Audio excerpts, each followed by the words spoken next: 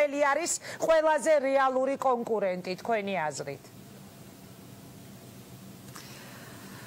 რა ვქნა, უნდა გაგიცრუო იმედი და უნდა გითხრა, რომ მე მიმაჩნია, რომ ჩვენი კანდიდატი არის უდაოდ გამოკვეთილი ფავორიტი. უკონკურენტო კანდიდატი ხავთ? იცი რა, მიმაჩნია, რომ ელისაშვილი არც ერთის კონკურენტი არ არის. უდუმაშულთან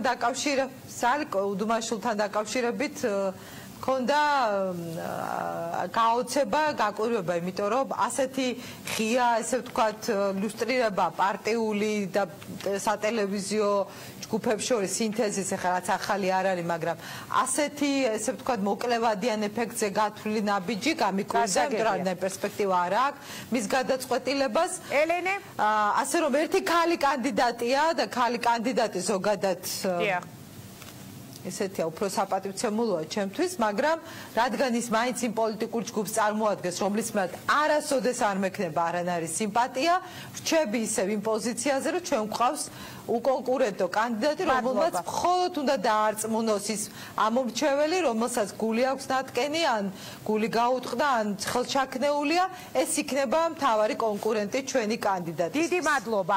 წარმატება მინდა გისურვოთ, ეკა, მადლობა რომ იყავით ჩვენი სტუმარი. ეკა ბესელია, ქართული ოცნების ერთ-ერთი ლიდერი საუბრობდა და ახლა მე მივესალმები ელენე ხოშტარიას, ევროპული საქართველოს თბილისის მერობის კანდიდატი. საყვედურს ნამდვილად ვერ გეტყვით, მაგრამ აგვერია მთელი გადაცემის განრიგი, ელენე, ასე რომ დაგვრჩა ზუსტად 10 წუთი სასაუბრო და ბოდიში რომ ვეღარ ჩავჯდები თქვენთვის რა დროც ხონდა. თქვენი დრო სხვათა შორის წაიღო